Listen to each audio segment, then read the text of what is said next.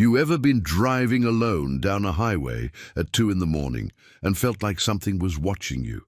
I mean really watching you, not just the usual paranoia of driving through the dark, but that deep gut feeling like your truck is surrounded by eyes staring straight through the metal and glass. That's how it started for me. That night, I was hauling a load from Ohio all the way to Texas, and the sun had long since disappeared, leaving nothing but darkness and the yellow streaks of my headlights cutting through the blackness. The road was empty, or at least it should have been. I remember thinking about how quiet it was. Not even the wind seemed to blow. The trees on the side of the road were perfectly still. And for some reason, the air felt heavier, like it was pressing down on the cab. I shook my head, thinking I was just tired and maybe imagining things. But as I came around a bend, I saw it, a figure standing in the middle of the lane. I slammed on the brakes, swerving hard to the right, and as I did, the headlights caught it in a flash, and I swear it wasn't human. It was tall, too tall for any man, and its limbs were all wrong, long bent angles that made me gag. Just looking at it. It didn't move at first. It just watched me, and then it darted to the side faster than anything I had ever seen. I slammed the truck into gear and drove like hell, not looking back, but I couldn't shake the feeling it was still there, following me.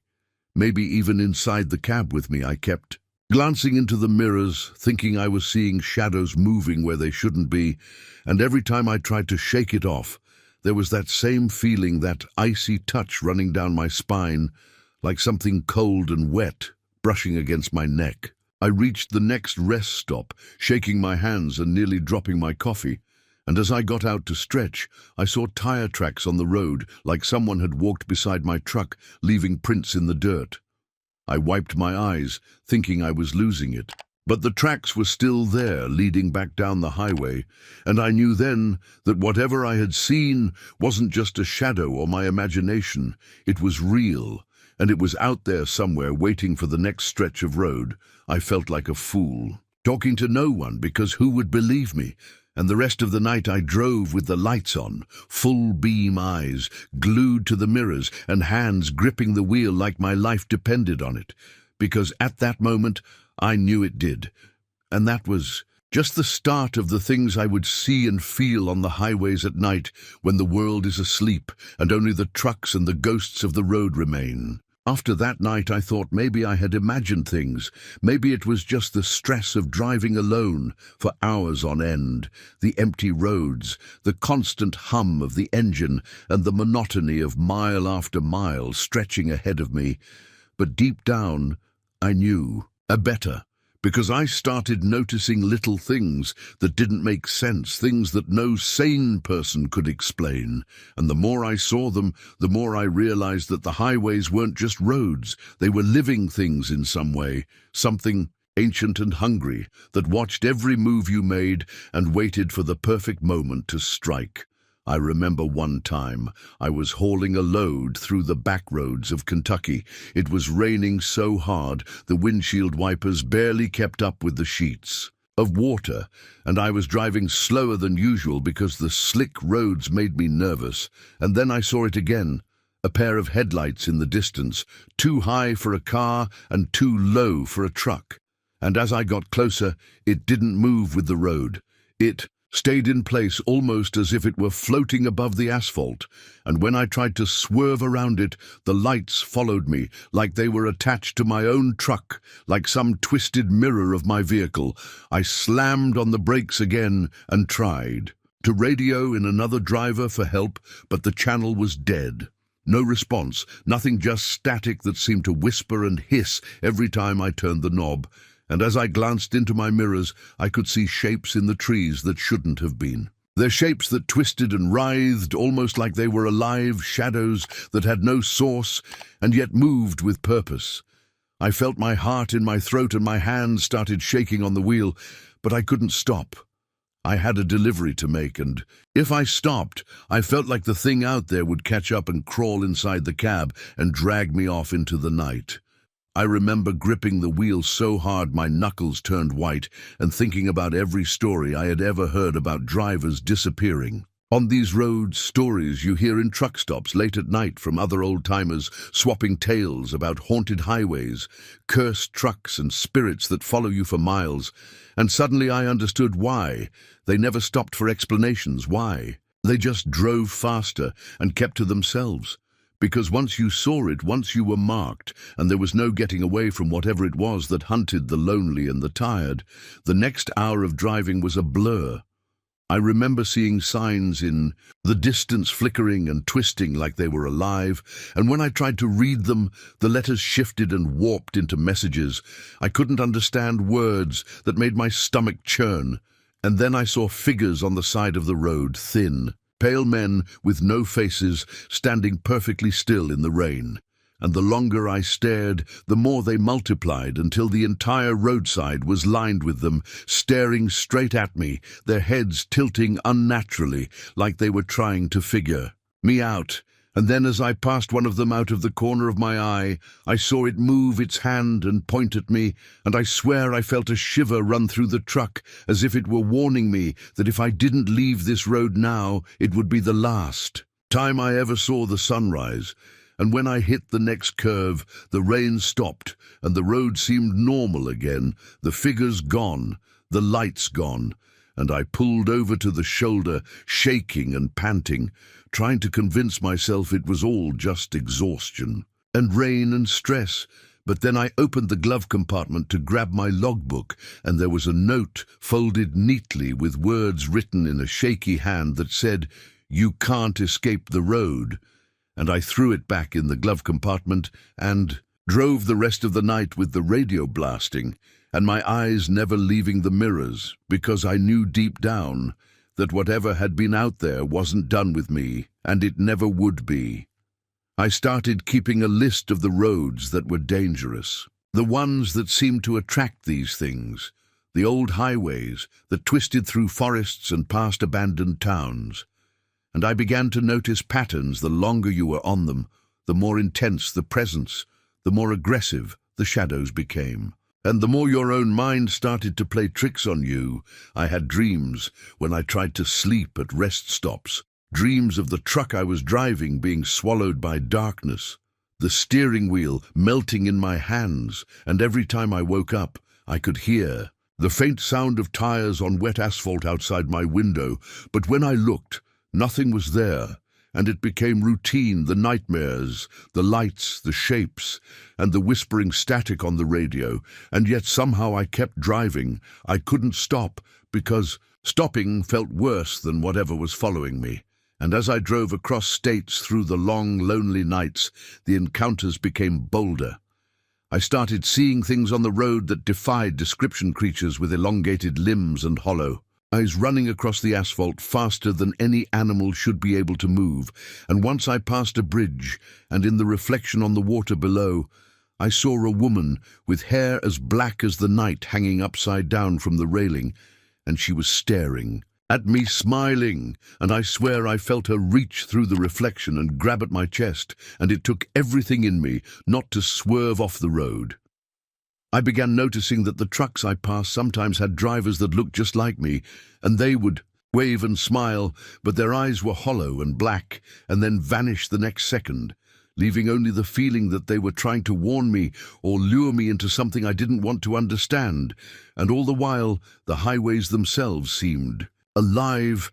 I could feel them beneath the wheels, pulsing like veins, like they were feeding on my fear. And the more afraid I got, the faster the road seemed to stretch out before me, longer than it could possibly be. And once I realized, I could see the curves and hills ahead, but no matter how fast I drove, it felt like the road would never end. And that's when I understood that the real terror wasn't the things you saw. It was the knowledge that on some nights the road itself was your enemy. And no matter how far you drove or how fast you went, there was no escaping it. After that night, I started noticing things that made my skin crawl. In ways I couldn't explain, the shadows didn't just stay on the roadside anymore. They began creeping into the cab at night when I thought I was alone the first time it happened. I was parked at a rest stop somewhere in Arkansas. The moon was just a sliver in the sky, and the air was thick with fog. I had my door locked and the engine running because I didn't want to risk sleeping with nothing between me and the road, and that's when I heard a soft scraping sound on the roof of the trailer. At first I thought it was just the wind, or maybe a branch from one of the trees brushing against the metal, but then it got louder and heavier, like something was pacing back and forth, and I could hear the nails scraping against the metal, and I froze, thinking maybe I was imagining things, until I felt it. The subtle vibration under my seat, like whatever it was had weight and presence, and it was moving along with me. And then the radio flickered, and static filled the cab, and in the middle of the noise I could hear whispering. Not words that made sense, just syllables that seemed to crawl into my brain like tiny insects burrowing in, and I slammed my hands on the dashboard trying to turn it off. But the whispering didn't stop. It just grew louder, and then the lights inside the cab started flickering, and I could see shapes moving in the mirrors behind me, not reflections of the trees or my own body, but forms that twisted and stretched as if the darkness itself had taken shape.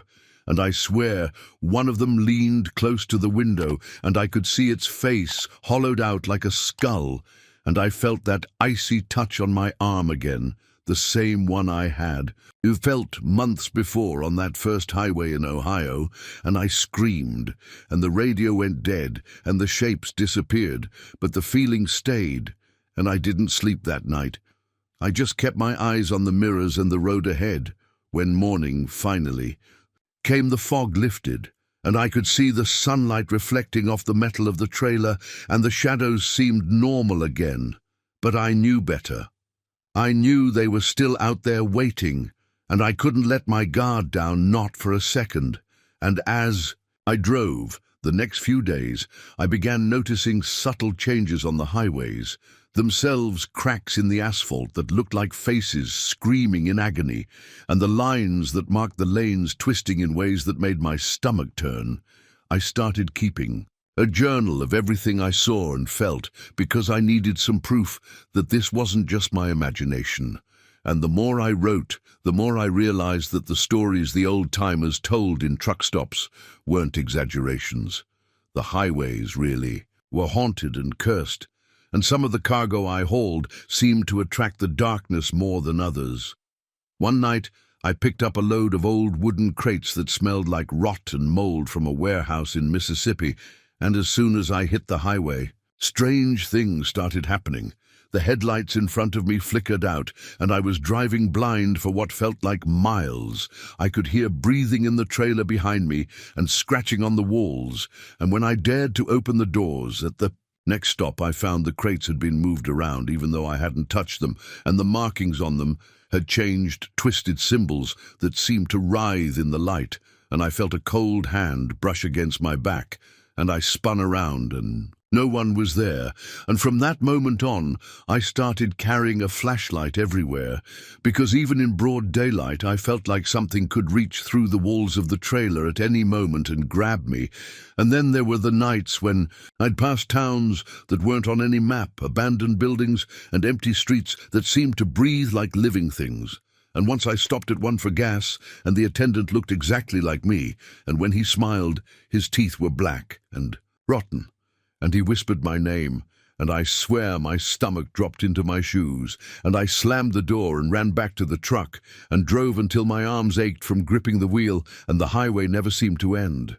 I began to notice patterns. With the shadows too, sometimes they were helpful, appearing to block me from something worse, and other times they seemed to taunt me, showing me glimpses of horrors that would happen if I stopped the truck or blinked for too long, and I could feel the road itself shifting under the tires' curves, becoming sharper hills, stretching higher and longer than they should, and there were nights when I swore the cab would tilt and the wheels would lift off the asphalt like the highway was trying to swallow me whole.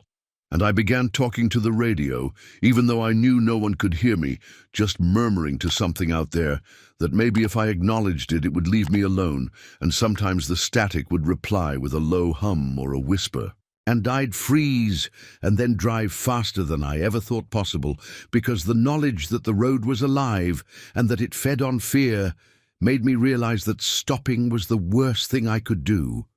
And as I drove across state lines through forests that had no end, towns that didn't exist, and bridges that seemed to appear and vanish, I learned to listen to the whispers, to the subtle vibrations of the truck, to the way the shadows twisted in the mirrors, and I began to understand that the highways weren't just haunted. They were testing me, and every encounter was a lesson in survival, and I survived because I kept moving, kept my eyes open, and never let the fear paralyze me. But each mile added weight to my mind and my soul, because I could feel that I was changing. The things I saw were seeping into me, leaving marks I couldn't explain. And I knew deep down that one day I might not be able to tell the difference between the road and reality, between the shadows and my own thoughts. But until that day came, I kept driving and I kept surviving, and the highway kept watching and waiting. After weeks on the road, I started noticing that the things I saw weren't just random. They seemed to follow a rhythm, a pulse in the darkness that matched the beat of the tires on the asphalt. Sometimes it was subtle, just a flicker of movement in the mirrors, or a shadow that didn't belong. And other times it was impossible to ignore lights that hovered above the road and figures that appeared out of nowhere. And the thing that terrified me most was that they weren't always hostile. Some of them almost seemed curious, as if they were studying me, testing my reactions. And I began to realize that the highway itself was alive in a way I could never have imagined. It had moods and intentions, and sometimes it seemed almost playful, making me question everything I thought I knew about the world around me. I remember one night in Missouri. It was foggy, and the road ahead was barely visible, and I was driving slow, trying not to miss a turn, when I saw a figure on the side of the road. It looked like a man at first, but the longer I stared, the more his body stretched and bent in impossible ways, and his eyes were black holes that seemed to suck the light out of the world, and I could feel the cold air around me thicken and press against my skin like it was alive, and I swear I could hear the asphalt groaning beneath the tires, like the road itself was warning me to keep moving, and I did. I didn't dare take my eyes off the mirrors, and I felt it, even as I drove, the sensation of being watched crawling over me like tiny claws. And when I finally reached a town, I knew I was miles from any place where anyone would be awake, and the buildings looked abandoned, but the shadows moved behind the windows, and I could see shapes watching me. And I realized that no matter how far I drove, the highway carried the darkness with me. It followed every turn, every curve, and I started noticing strange things with my cargo, too. Sometimes the boxes I hauled seemed to shift slightly when I wasn't looking, and I began marking them with chalk and coming back later to see the marks moved or multiplied. And once I hauled a load of old farm equipment from Kentucky, and by the time I reached the next state, the pieces had scratches on them that spelled out words I couldn't understand. And my hands shook as I tried to wipe them off, but the scratches returned like they were etched by some unseen hand. And that night, I stopped at a truck stop in Tennessee, and when I went inside, the diner was empty, except for one woman sitting at the counter, her hair long and black and wet, and her eyes were empty pits that reflected the fluorescent lights.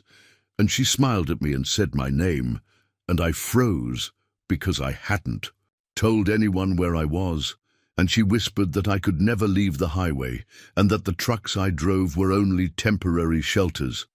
And I ran back to my truck and didn't stop driving for hours. And in the mirrors, I could see shadows following me, stretching and shrinking and twisting into shapes that made no sense. And sometimes I would catch glimpses of things that looked like animals, but with faces that were human.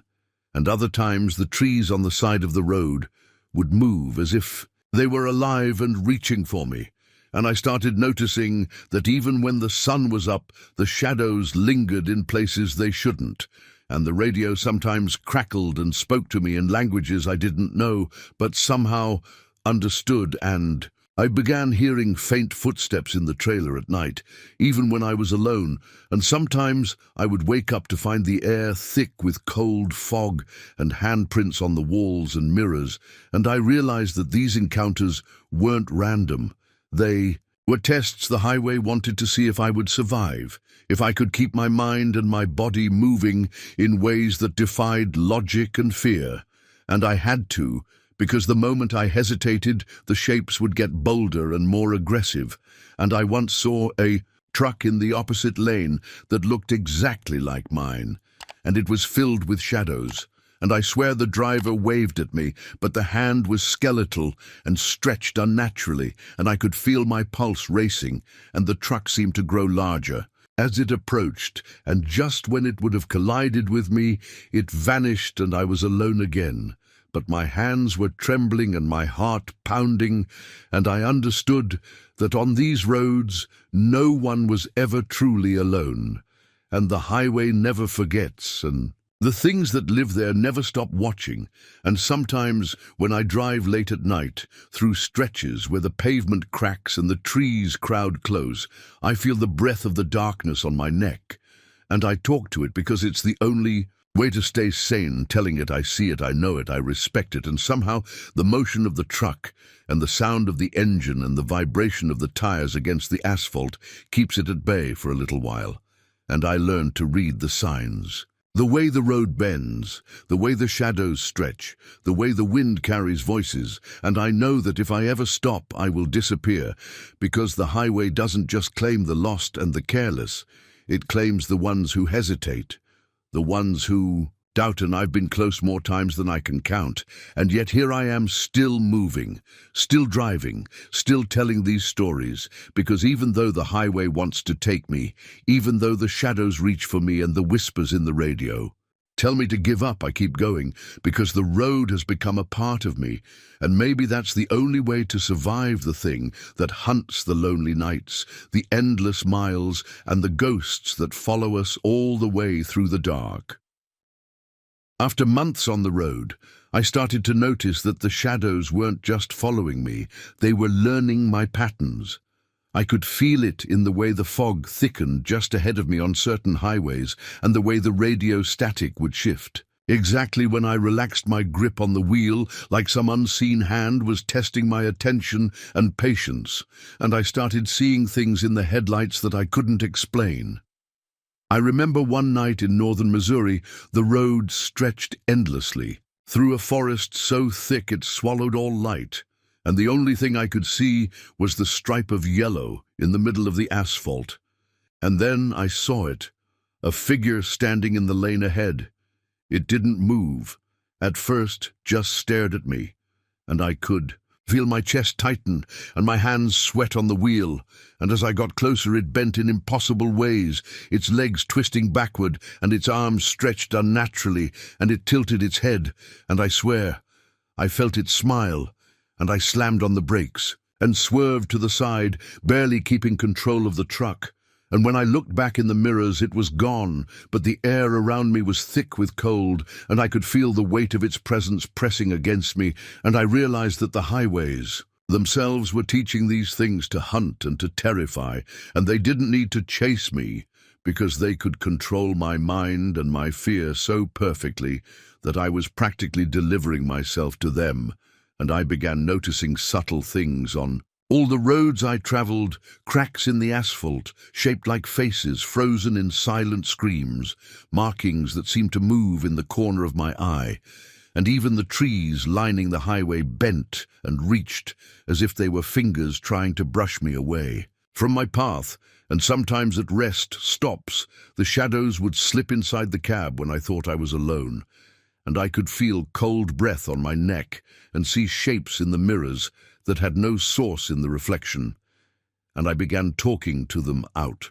loud, trying to bargain with the highway itself, pleading with the darkness in the static of the radio, whispering that I only wanted to drive and survive, and sometimes I swear it listened, because the shadows would retreat slightly, and the road would straighten as if granting me a small mercy, But it never lasted long, and the next time I drove through the night, I would see the same figure standing in the lane again, or the mirrors filled with faces that weren't mine, and sometimes I would see the trucks I passed filled with shadows that mimicked me perfectly, like twisted mirrors, and I could feel their hollow eyes watching me for miles, and every time I tried to blink or look away, I felt the pulse of the asphalt under the and tires vibrating with a life of its own, warning me to keep moving, and I began keeping track of the roads and the times I saw things, and I noticed that the darkness was strongest in places that had old abandoned towns and bridges,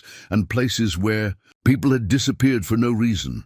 And once I drove past a town in Arkansas that wasn't on any map. The streetlights flickered on and off, and I could see figures in the windows, and when I tried to look closer, their faces twisted, and they vanished into the shadows, and my heart raced because I knew I shouldn't stop yet.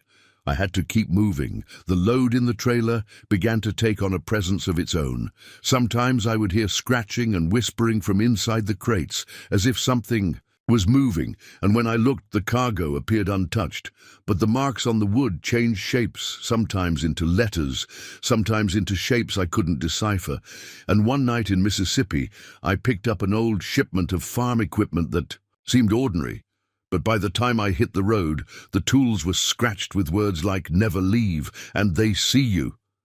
And I swore I felt hands brushing past me in the trailer when I opened it to check, and the cold settled deep into my bones, and I drove for hours with the lights on full beam, and my eyes fixed on the road, because I knew if I stopped, whatever was in the cargo or waiting on the road would catch me, and I started sleeping only in the cab while the engine ran. Because if I shut it off even for a few minutes, I could hear footsteps pacing the trailer and the shadows stretching across the ceiling, and I could hear faint breathing even when I was alone, and I began noticing that the highway itself had moods, and sometimes it would extend the road endlessly so that I could see the curves ahead, and hills that should have been near would stretch into infinity, and sometimes it would shift the terrain under the tires so that I felt like the truck was tilting into the void, and the darkness would reach into the mirrors and twist them so I could see things behind me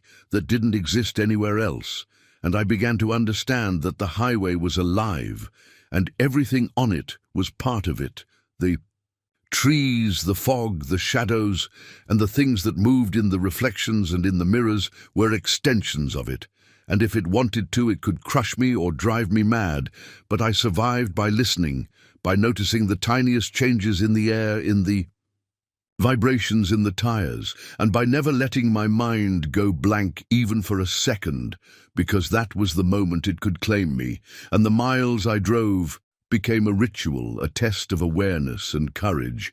And sometimes when I stopped at truck stops, I would see drivers that looked exactly like me, and when they smiled, their teeth were blackened and hollowed, and they whispered my name, and I would run back to the truck and drive into the night, praying to reach the next stretch of highway that seemed empty, but I knew nothing was ever truly gone from those roads.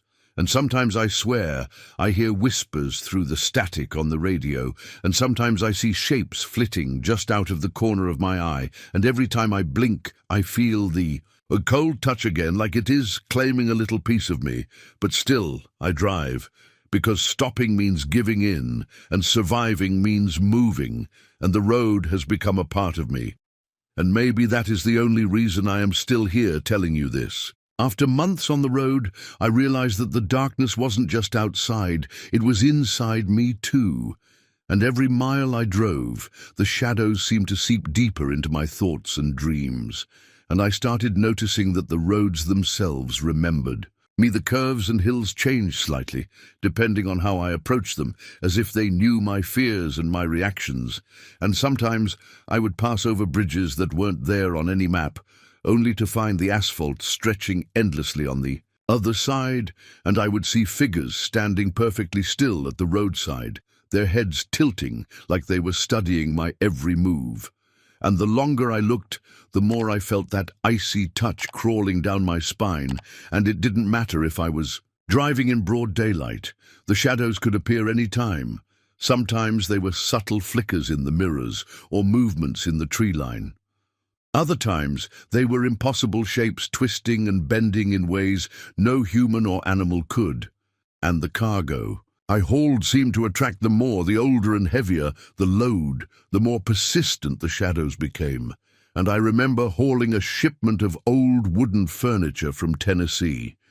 The pieces looked ordinary, but as I drove through the night, the wood seemed to shift slightly when I wasn't looking, and I could hear faint whispers and scratching coming from the trailer.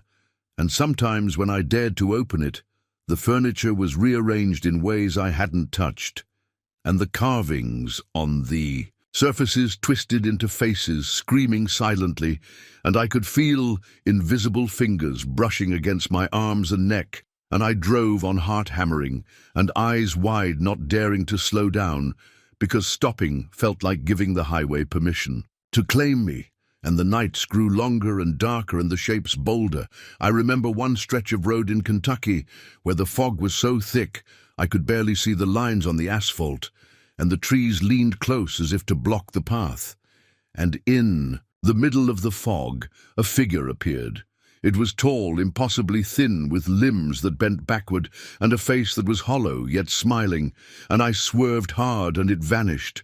But the chill it left stayed in the cab, and my hands shook for hours, and sometimes I would pass towns that didn't exist on any map, buildings abandoned but lit from within, and shadows moving behind the windows.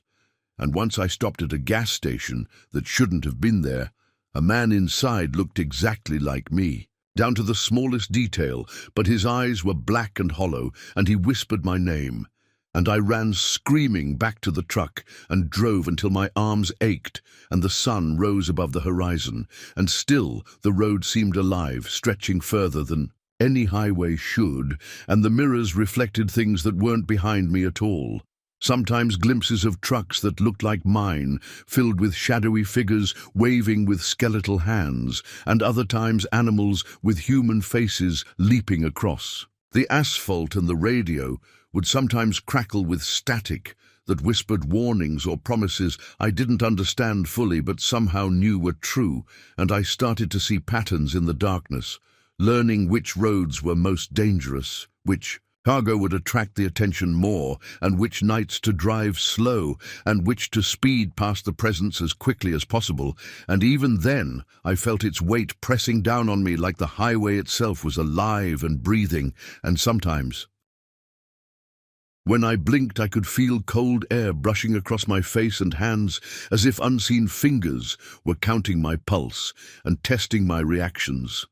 And I learned to talk to the highway, to acknowledge it, even if it didn't respond in words, because the act of recognition seemed to keep it slightly at bay. And I survived by listening to the vibrations in the asphalt, under the tires, to the way the shadows moved in the mirrors, and the subtle shifts in the fog. And I began noticing that my dreams mirrored the roads at night, the twisting curves, the impossible bridges, the figures standing still and watching. And when I awoke, I could feel the presence still lingering, like it had been pressed into my very skin, and I knew that no matter how far I drove, the highway would never forget me, and the things that lived in its shadows would never stop following, waiting for the moment I faltered even a second. After months on the road, I came to understand that the highway was not just a place of travel, it was a realm of its own, and every mile I crossed was a negotiation with something ancient and unseen, and the more I tried to ignore it, the more it pushed back with sights and sounds that twisted my mind and body until I had no choice but to acknowledge it. I remember one night, somewhere between Oklahoma and Texas, where the sky above was clear and starless, the kind of black that feels endless. And the air inside the cab was heavy, like someone else was breathing with me. I had just picked up a shipment of old farming tools, rusted and wrapped in tarps that smelled of mold, and the moment I merged onto the highway, I felt the shift, the hum of the tires changed pitch, and the mirrors began to flicker with shapes that didn't belong. And before long, I realized the highway wasn't empty anymore. It was filled with shadows running alongside my truck, keeping pace faster than any animal. Could, and their forms bent and stretched like liquid darkness, trying to pull itself into the shape of men. And the more I looked, the clearer their faces became hollow eyes and gaping mouths, twisted in silent screams. And I pressed harder on the accelerator, my hands white on the wheel, but the shapes didn't fall behind.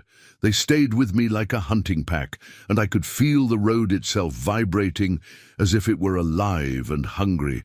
And when I passed under an old overpass, I swear I saw faces carved into the concrete, hundreds of them, mouths open, eyes wide, and for a moment I thought I could hear them wailing inside my skull. And when I came out the other side, the shapes were gone, but the silence was worse, because I knew they hadn't disappeared. They had slipped inside the trailer, and I could hear faint clanging and dragging behind me, even though I hadn't hit anything, and I didn't dare stop to check, because I knew if I opened those doors, I wouldn't find cargo anymore. I would find whatever it was, waiting to crawl out and claim me. So I drove through the night, the radio crackling with whispers too faint to understand, and the mirrors showing glimpses of roads that weren't mine, like parallel highways filled with burning trees and trucks driving themselves without drivers inside. And every time I blinked, I felt the cold press of fingers against my eyelids, like something was trying to keep them shut forever. I made it to the drop point by dawn, and when I opened the trailer, the tools were stacked neatly, but the tarps were soaked in a black liquid that vanished in the sunlight, and the scratches on the walls spelled out words in a language I couldn't read, and I slammed the door shut and left the lot without saying a word to the foreman, and I knew that load had never been mine to carry. It had been bait, a lure for something darker, waiting on the highways that feed on fear and desperation. And I wasn't the only one who knew, because later that night at a truck stop in Texas, I met another driver, an old man with eyes that looked 1,000 miles deep, and he asked me if I had seen the shadows yet, and I laughed nervously, but he didn't laugh back. He just nodded and said they'll come for all of us eventually, some quicker than others, and he told me never to stop when the road stretched longer than it should, and never to follow a set of headlights that didn't blink, and never to answer the voices on the radio, no matter how familiar they sounded. And before I could ask him anything else, he stood up and walked out into the night, and when I looked again, he was gone. No truck, no footsteps, no sign he had ever been there at all, and I realized then that maybe he was one of them, a warning wrapped in human skin, and my stomach turned cold because I didn't know anymore who was real and who was a shadow in disguise, and the more I thought about it, the more the line blurred between what I knew and what the road wanted me to believe, and every mile after that felt like a test, the kind you don't ever truly pass, because the highway doesn't let you off easy. It only lets you keep going as long as you provide it with enough fear to feed on, and the thought of that alone made every empty stretch of road feel like a trap, every flicker in the mirror a reminder that something was waiting for me to close my eyes just once. The lines between what was real and what was born out of the blackness of the highway blurred so badly that sometimes I could not even trust my own reflection in the rearview mirror. There was one stretch in Arkansas that still makes my hands shake when I think about it, and believe me, I have hauled through storms, tornado warnings, ice-covered passes and roads so empty you start to think the world ended and you just missed the memo, but nothing prepared me for what I went through that week. The load was simple, or at least it should have been, a trailer full of lumber, nothing fancy, nothing cursed, nothing strange. But the moment I pulled onto the back highway, something felt wrong. The air tasted like copper. My teeth buzzed, and the road itself looked newer than it had any right to be, like it had been freshly poured, but no tire marks, no cracks, no dirt. It stretched ahead, too clean, too smooth. And the GPS blinked, like it didn't know where I was. I kept telling myself it was just one of those maintenance projects that crews get around to late at night. But deep down, I knew no crew had been there, because the road went on and on without any exit, without any sign, without any sound but my engine. And when the CB lit up with static, I almost felt relieved, until a voice came through, low and steady. It said, "Keep driving, driver. You are almost here, and I gripped the wheel tighter because no one calls you by your role like that, not without a reason. And the way it said, here like I was headed to a place I was meant to never leave, rattled me worse than any accident I had ever seen. I tried to answer, but the mic only hissed, and when I looked to my right side mirror, I swear I saw another truck riding alongside me. But there was no road there, just empty fields yet. The truck kept pace perfectly, a massive black rig with no lights. No driver in the cab, just the faint glow of something red pulsing inside, like a heart. And I turned my eyes back forward because I knew if I stared too long, I might see something I would never forget. The voice on the CB came again, softer this time, like it was whispering in my ear. You will need to choose soon, the long road or the dark one, and then silence. And I laughed, nervously, because there was no choice.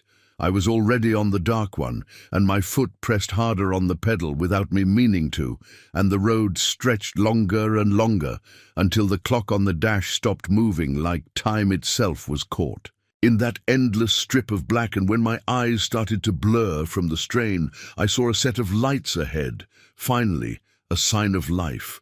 But as I drew closer, I realized those lights were not headlights. They were lanterns, dozens, maybe hundreds of them, lining the highway on both sides, and figures stood there, holding them, tall, thin shapes with faces wrapped in cloth, like they did not want me to see who they really were, or maybe what they really were. And as I passed them, I swear they turned their heads in perfect unison to watch me, their lanterns flickering like fire caught in glass, and I felt a pull in my chest. Like if I slowed down even a little, they would swarm me, pull me out of the cab and drag me into those fields that had no end. I drove faster, sweat dripping down my neck, and every mirror showed me something different. The black truck still pacing me, the lantern people closer than they should have been, and the highway behind me stretching out empty without a single sign that I had left anything behind. Then out of nowhere, the road forked left and right, no warning, no signs, just two identical strips of black.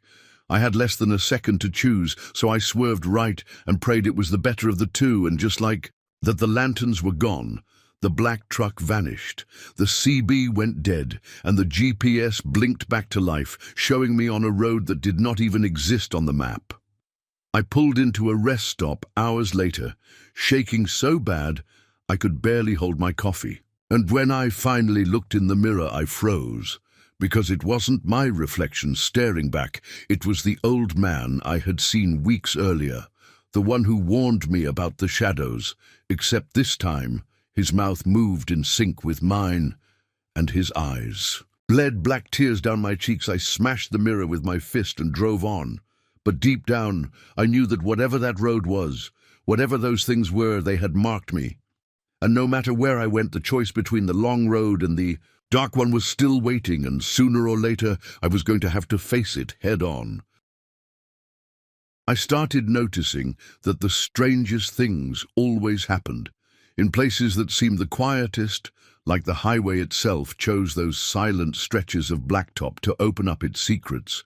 And the more miles I stacked behind me, the more I realized. There was a pattern, though. I never fully understood it. I remember one night clear, as if it was painted in my mind forever. I was hauling a load of rebar heavy steel stacked tight, the kind of cargo that rattles your bones with every bump. And I was somewhere in the middle of New Mexico flatland.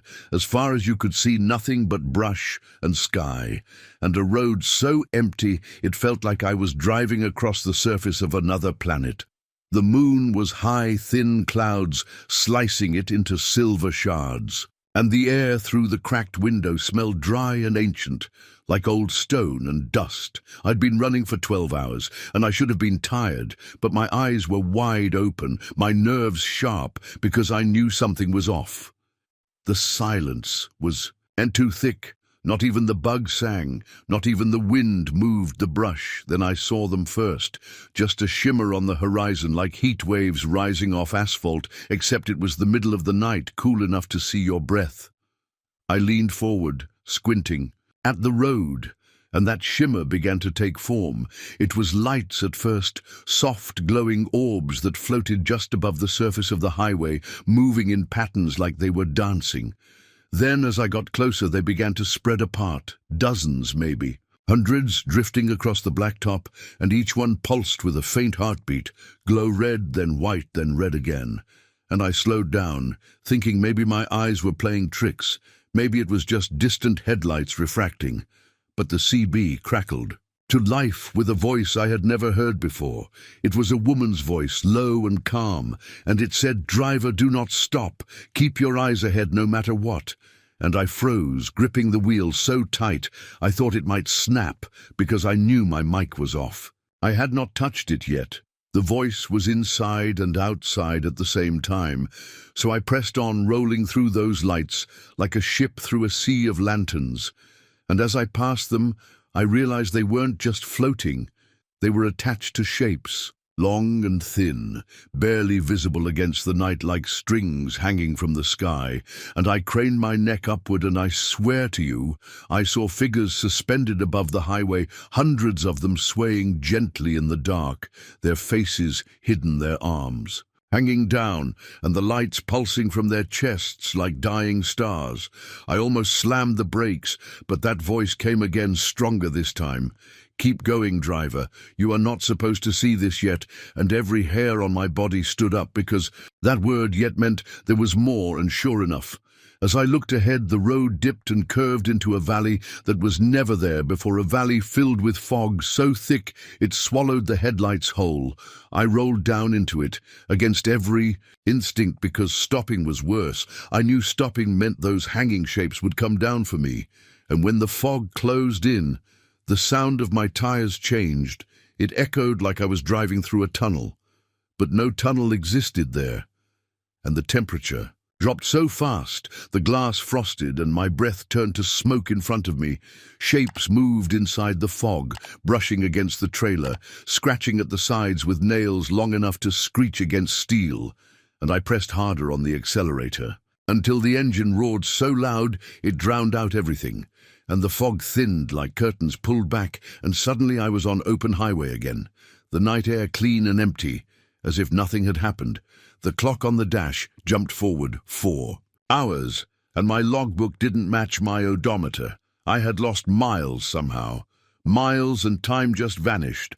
I stopped at the next way station, pale as a ghost, and the officer looked at my paperwork, then at me, and said, "Son, you came through here last a week," and I shook my head, telling him no.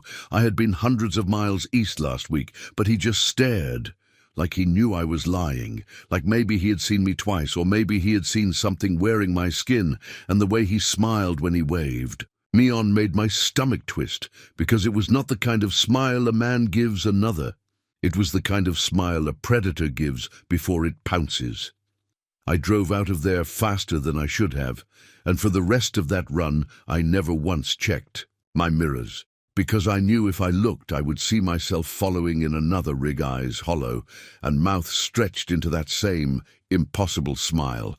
And I swear, even now, years later, whenever I pass through that stretch of New Mexico, the air goes heavy and the brush goes silent, and I know deep down those hanging figures are still there, waiting for another driver to roll through that valley of fog. I came to realize that the things I was seeing were not just nightmares brought on by exhaustion. They were patterns, warning signs of something bigger lurking across every stretch of blacktop in America, like the highways themselves were veins of some ancient beast, and we truckers were nothing more than blood cells forced to pump through them, carrying cargo that sometimes was not even meant for this world. There was a night in Missouri that proved this to me clearer than anything else I had lived through, and I swear, if I close my eyes, I can still hear the sound of that engine screaming under me as I tried to outrun something that had no shape and no mercy. It started simple enough: another night, haul loaded down with pallets of canned food bound for a distribution center.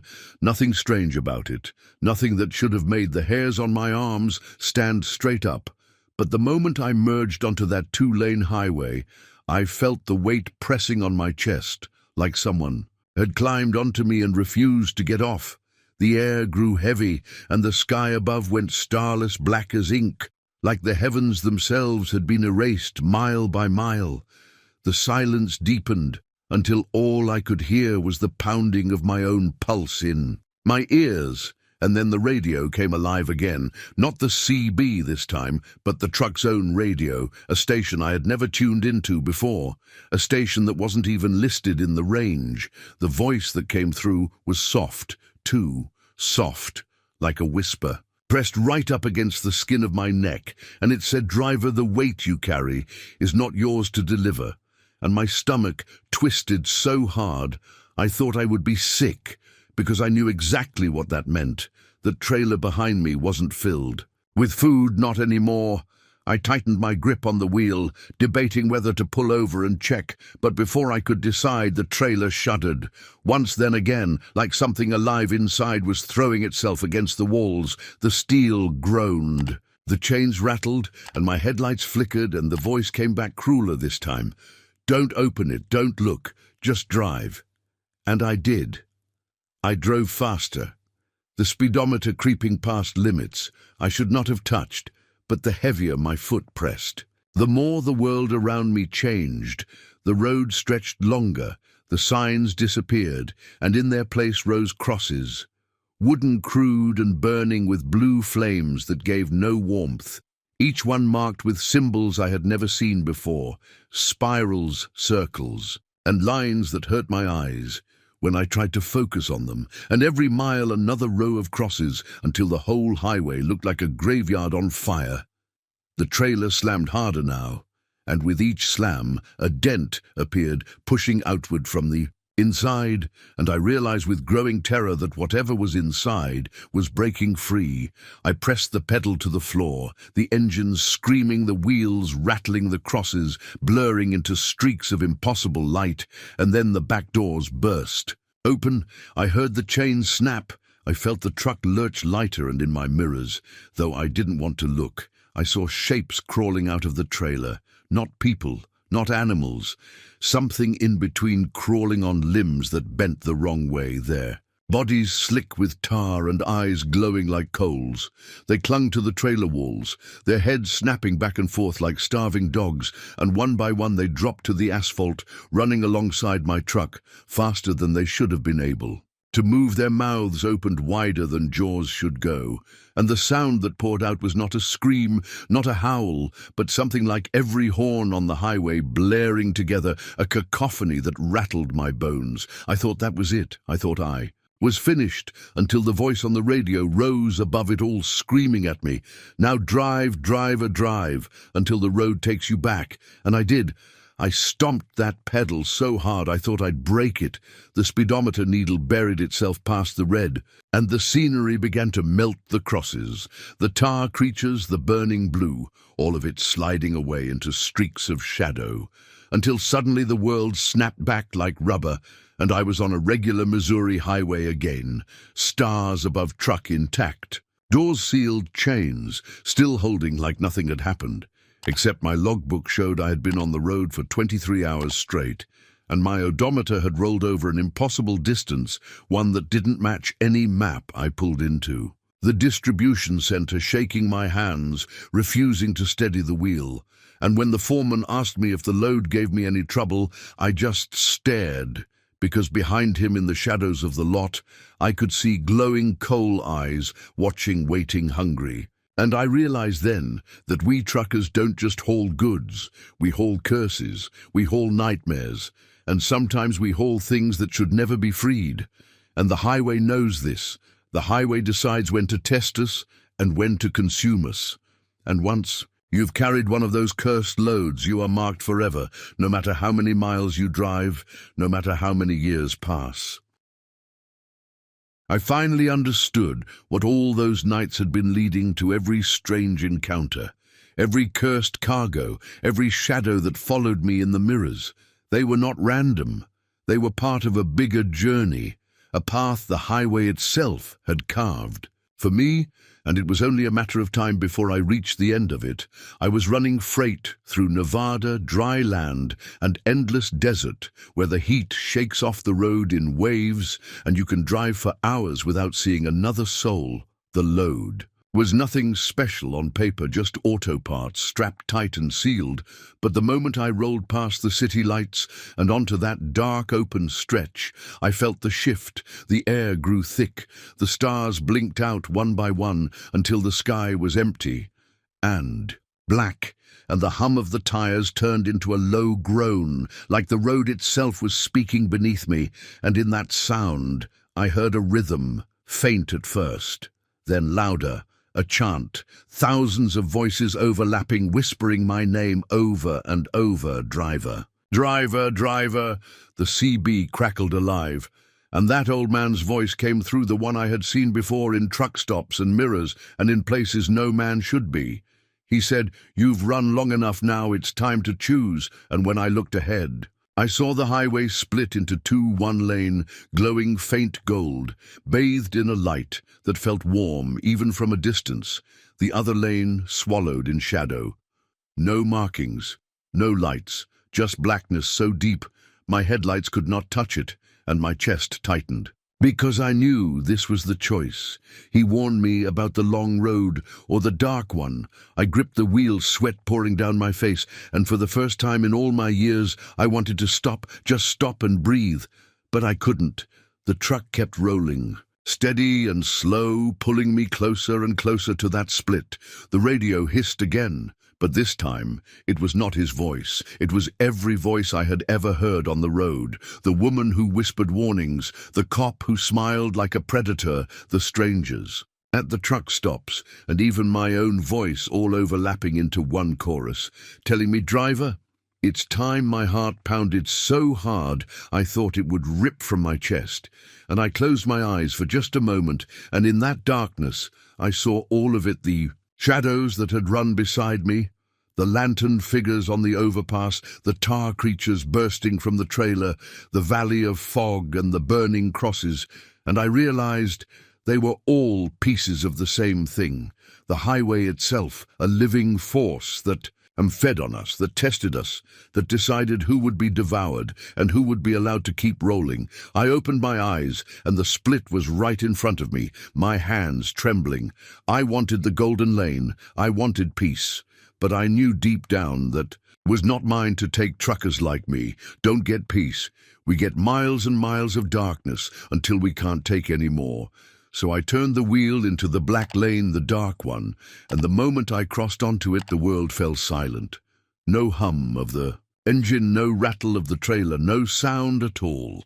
The mirrors showed nothing, not even me. The gauges went dead and the headlights lit nothing but an endless black road stretching forward forever, and that voice came one last time, quiet, steady like the rumble of tires on asphalt. It said, "Welcome home, driver."